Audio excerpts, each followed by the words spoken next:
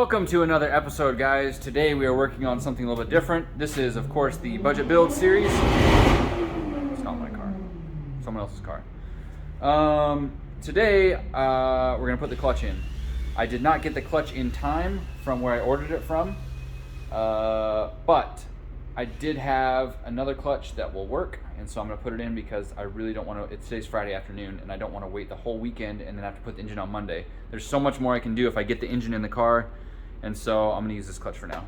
I don't know if I'll change it before clutch kickers or not, but it's not bad. It should be a good clutch.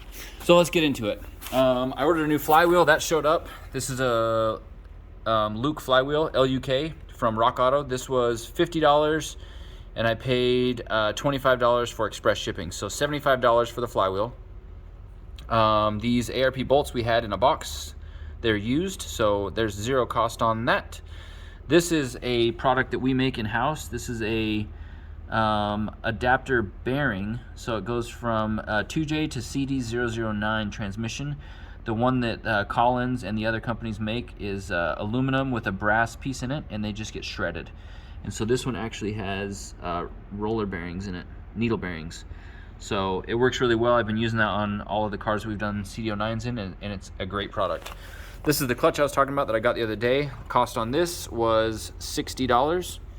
And then this is action clutch pressure plate. This one I've had laying around. I got it in a trade deal, so I'm gonna give it a value of 0. But to be fair, I did order a brand new ACT clutch, which was $260. So I'll put that value here because eventually I'll end up using that, and that was essentially the cost of the clutch. So dollar for dollar, I think it's fair to put that in there. So $260 for the clutch, $60 for the disc, and $75 for the pressure plate. That's our running total for this stuff right now. And let's go ahead and bolt it together.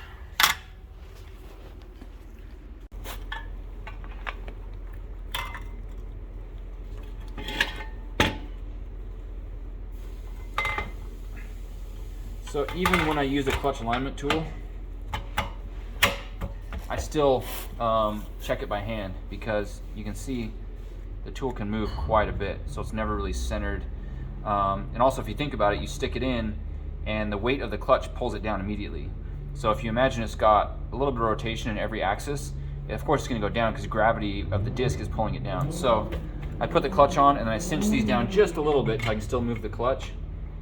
And then I actually use my fingers and kind of feel the distance between the fingers and the center of the tool. And then I basically do it by hand to make sure it goes smoothly in and out. There's no tension on it. And then it should be close enough at that point to get the trans in. I've had people call me before like, hey man, I use the clutch alignment tool and I can't get my trans to stab. And it's almost always because they stick it in. They trust the tool. They trust that the tool is doing what it's supposed to, but it doesn't because it falls. And it's a piece of plastic, so there's always slop in it. So that's something to keep in mind. Don't always trust your clutch alignment tool. You have to verify by eyeball and by hand. The other thing is you just look in there and see if it looks like it's centered in its whatever, its bore. Okay, got this and this. All these up.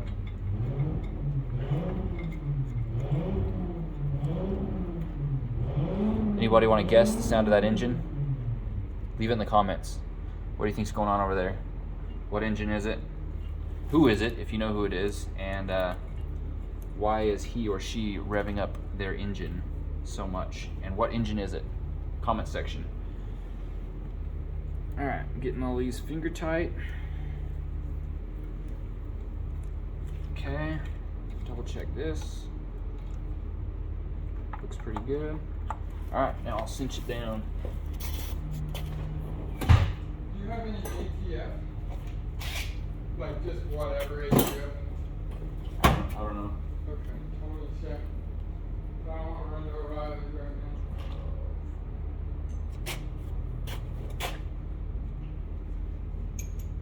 ATF SP3. Mitsubishi genuine automatic transmission fluid. Good luck. Hold up my car steering pump, check.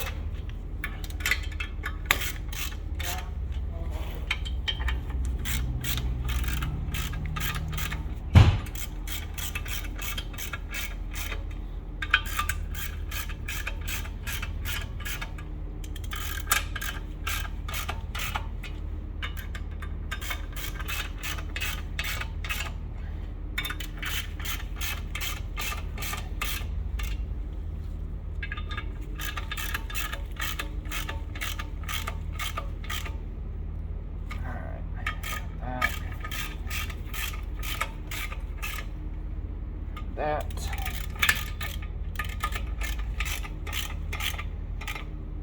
That.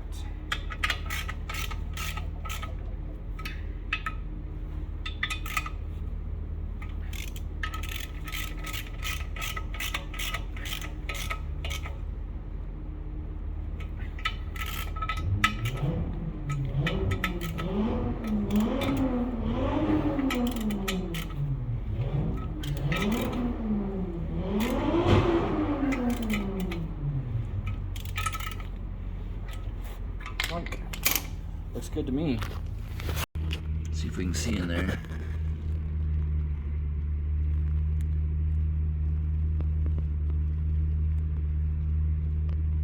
Not bad, not bad. All right, so normally on these cars I like to run red clear taillights, but for some reason they're all out of stock. You can't find them on eBay anymore. Probably because there's 50 ships stuck in the port of Long Beach and there's a shipment waiting to come in and they're not here yet. But either way, I had these Altezza Ricer taillights on a car outside, and since the name of this game for this car is budget build, I'm using these lights. As much as I hate to do it, I actually hate stock tail lights. I won't say more than these, but I'm gonna try and make this work by doing the red tint on them. So this is the one untinted, and that is the tinted one, and I kind of think it might turn out looking okay. I still hate those super chrome inside pieces in there, but with enough red paint on there, I don't know, we'll see. But I hate that.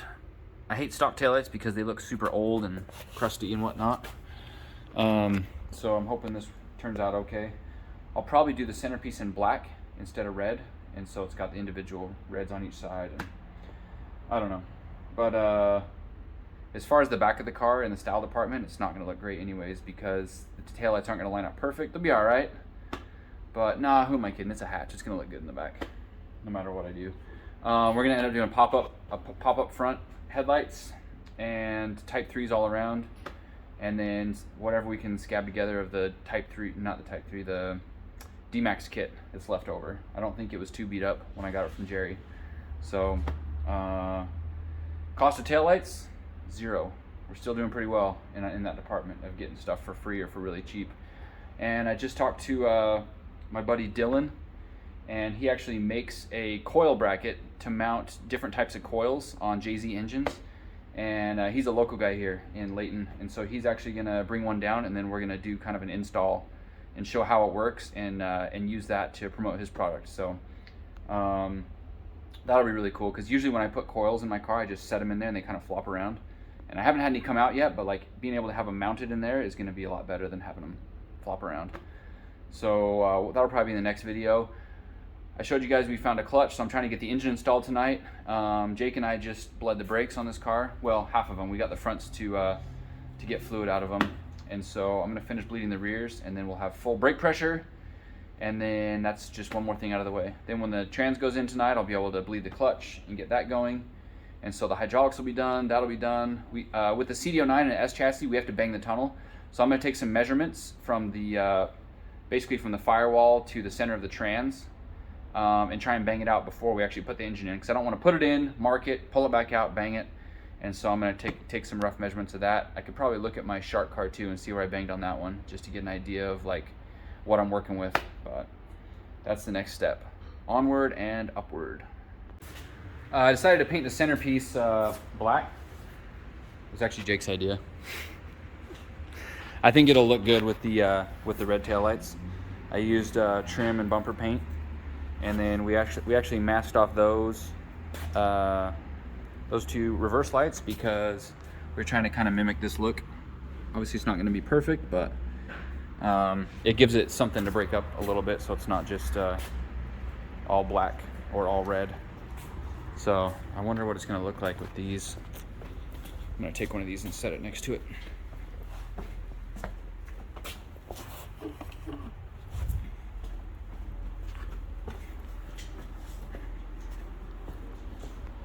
My goal is to get Wes to say that they look good. Not bad, not bad. Wes, do they look good?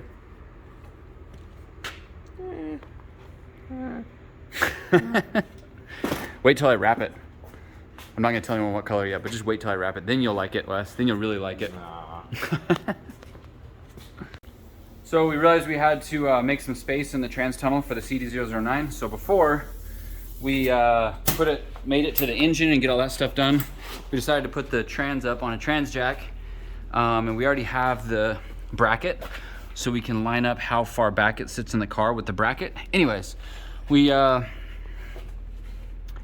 measured that basically where this strengthening ridge beam is, that's where it hits the most. So we just pounded a bunch right there, pounded a bunch right there. Wes is currently in the process of cutting this out so the shifter will fit, and then we can actually start fitting it up and get the trans bolted to the motor. So this is a T56 slave cylinder, and we use an Earl's fitting on here. Come on, focus. This Earl's fitting, it actually retains the quick connect functionality, so we can disconnect it while it's on the car. One thing that we got to figure out is the slave spacing. How far the slave needs to be spaced off the trans in order to fit there and have enough squish to do its job. The Collins kit, well, this is an ASE kit, but the T56 slave bolts in there, and so usually what I do is end up putting shims behind it to space this away to basically adjust our air gap between the slave cylinder, or I should say the release bearing, and the pressure plate. So we got to figure all that stuff out, then we can bolt that together, modify the motor mount so it sits a little bit lower, and then bolt in the car tonight. And that's what we got left to do. So Wes is gonna cut this piece out, and that should be it as far as transmission chassis modifications, I'll call it.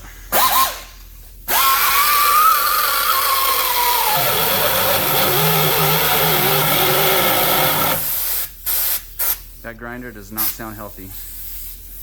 Where's the oil? Probably needs to be retired. It's fine. Nah.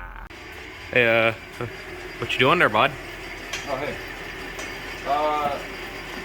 So we're going to fit the transmission up, and this is that custom pilot bearing I was bragging about the other day.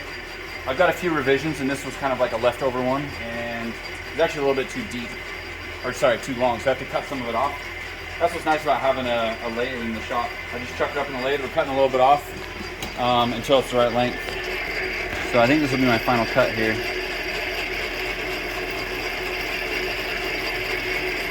I know all you guys that watch my videos that are machinists are gonna be like, what are you doing? You're doing this wrong. But you know what? It's working, and that's all that matters to me right now. What is surface finish anyways? What is surface finish when you're not gonna see it? Alright, that's it. I think that's gonna be, I think that's the ticket. We'll test fit that, then I think we can get the transmission bolted up tonight, get the engine in the car, because tomorrow, I'm on my own. It's a Saturday, and everybody else has got stuff going on, so I'm gonna be working by myself. So I'm gonna have Wes help me get the engine in the car tonight, and then I can start cruising on wiring, intercooler piping, radiator, drive shaft measurement, all that stuff, and hopefully get pretty far on. We did get the brakes bled. Me and Jake worked on the brakes and got the most of the air out of the brakes. And then I can get the clutch bled. I mean, there's just so many things I can do once the engine is in the car. So if we can get that done tonight, I'll feel more confident about how much stuff we got done and how much I can actually accomplish tomorrow. If we don't get the engine in the car tomorrow, I'm gonna be way behind and not in a good spot. The moment has arrived! We're putting the engine in the car. So we got the trans bolted up, we got everything settled, everything's looking good. And it is ready to go in. Finally, nothing else can stop us. I almost forgot to weld this. That would have sucked because you can't see it, can't reach it, nothing. And it is like in a bad spot. So I hope the weld doesn't leak. And then we are gonna run a heater. That actually showed up, I forgot to unbox it. Did you see it? The Summit heater box and all that stuff showed up. I didn't really unbox it. I'll do that for tomorrow's video. Yeah, we're gonna run these probably through those holes or this hole, and then we're gonna put a heater cord down there and duct it up to the dash. So that should be cool. Anyways, time to put the engine in. I'm gonna stop talking. No more jibber jabber. It's time to time lapse the engine install. Let's do it.